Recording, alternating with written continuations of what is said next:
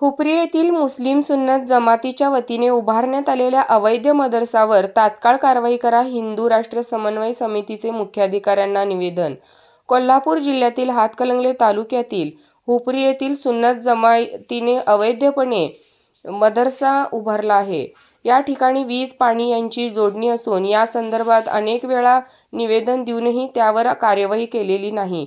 या मदरशाचे अनधिकृत बांधकाम तात्काळ तोडण्यात यावे, या मागणीचे निवेदन हिंदू राष्ट्र समन्वय समितीच्या वतीने हुपरीचे मुख्याधिकारी अजय नरळे यांना निवेदन देण्यात आले.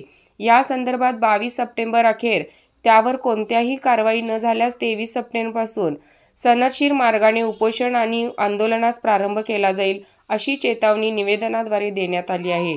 या संदर्भात मुख्याधिकाऱ्यांनी लवकरच योग्य तो निर्णय घेऊन असे आश्वासन दिले.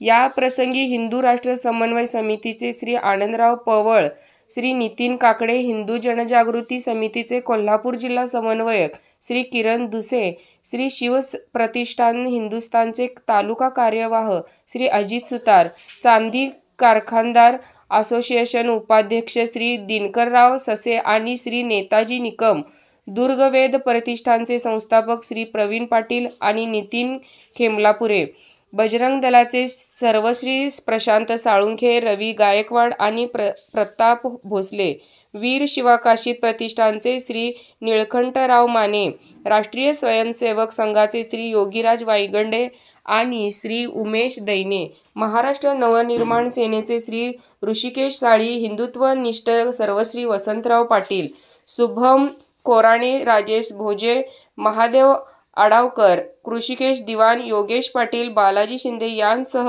अन्य उपस्थित होते.